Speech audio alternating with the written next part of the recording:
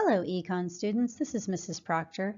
Today we're going to begin our discussions on market structure. In our previous discussion, we talked about business organizations, we talked about sole proprietorships, corporations, and partnerships, and all of those function within a market structure. A market structure is just the way that suppliers or businesses and consumers, that's us, interact in an industry to determine price and quantity. One thing we need to know before we talk about market structure is maybe how the government is or is not involved. So the concept of laissez-faire, which you probably remember from your history classes, is that the government is not to interfere with commerce or trade. So that was one of the key principles, that the government should be hands-off. The person that believed in this very strongly was a man by the name of Adam Smith, and he said the government should stay out. They should not be involved in business. Let business do their thing, let government do their thing. However, Smith realized that the government would step in and get involved, so he said, okay, if you're going to get involved, you need to limit it, and these are the things you need to limit it to. One thing he said they could become involved in was to protect private property. Smith believed that they would be needed to protect private property because people wouldn't maybe always honor each other's private property. And so Smith said, all right, government, you can come in and you can help protect private property. The way our government does that is through police protection, fire protection, things like that.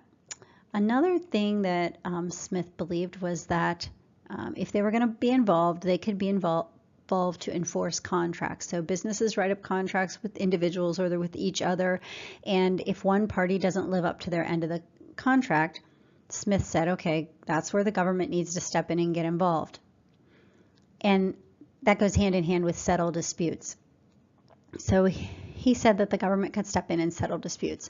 So the way the government is involved in enforcing contracts and settling disputes is through the judicial system. The next thing that Adam Smith said, the area they could become involved with, would be to protect key industries from foreign competition. And if you think of what a key industry would be to a country or an economy, it would be to defend that country or that economy from foreign invaders.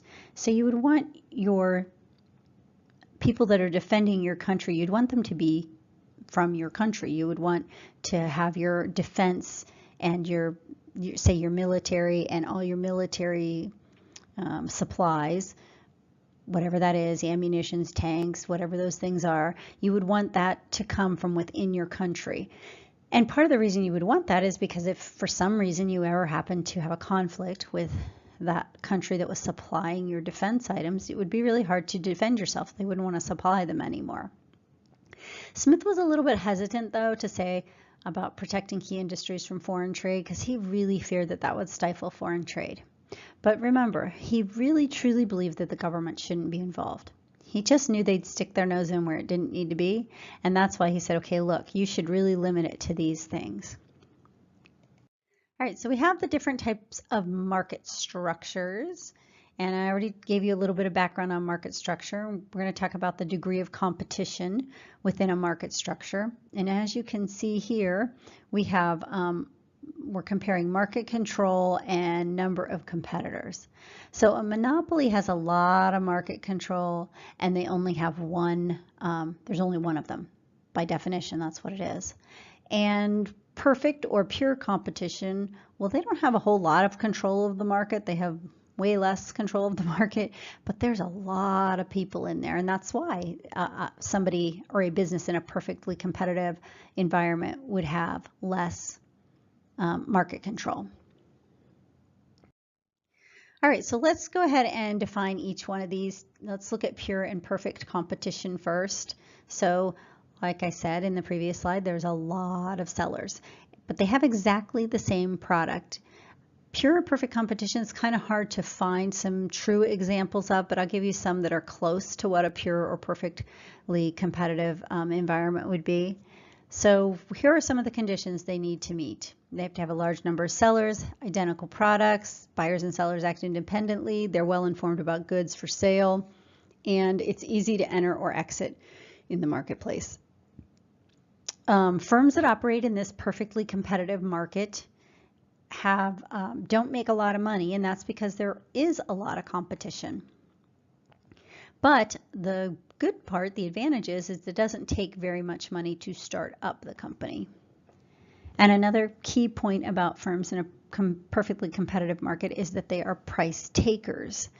Now, what points to the fact that they are price takers? Well, we have buyers and sellers who are well informed, and buyers and sellers act independently, so we don't have buyers or sellers in collusion, as we're going to talk about later. And there's a large number of them. So all those things point to the fact that they're going to be price takers. They're going to take the price that the market will bear. So buyers might set, or sellers might set a price, but if buyers aren't willing to pay that, then the sellers are going to have to change their price, and so on, until we get to a price that buyers will buy at, and that's the price the sellers have to take.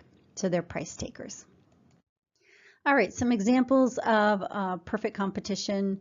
Buyers and sellers in an auction type market are considered in a perfectly competitive environment. Digital commodities such as Bitcoin, because it's in an auction type market, is considered in a pure or perfect, or close to a pure or perfect competitively environment. Street vendors is the example I like the best, though, because I think with street vendors you can really see how it meets a lot of those characteristics that we talked about in the previous slide. They have very identical products. In New York City, you see these hot dog vendors all over the place. They all sell hot dogs. And then they're free. And as a consumer, I can go to any one. If I go to one, the line's too long, I can go to the next one.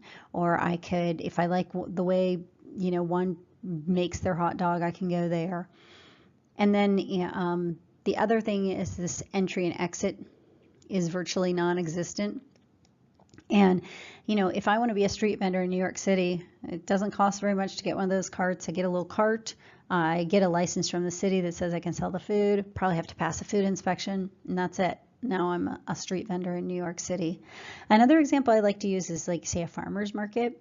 Farmer's market, they all bring veggies with them to the farmer's market. They all set a price, but they end up taking the price that the buyers are willing to pay. So if you go to a farmer's market, let's say you're looking for tomatoes, and you go to one guy and he's selling 5 tomatoes for $1, and you go to the next guy and he's selling 3 tomatoes for $1. Well, which guy are you going to end up buying from? Well, probably the one where you can get more tomatoes. So then the guy that's selling less for the same price is going to have to change his methods so that people will buy from him. All right, now you should have a pretty good feel for pure or perfect competition is. It's called either pure or perfect. So I want you to do this analysis of perfect competition. Based on the notes you just took, I would like you to look through these different scenarios, and you're going to determine whether they are true or false. I created a Google form, which is in your folder where you got this video presentation, and you're going to go in and mark whether it's true or false and submit that form. And we'll move on from here to our next market structure.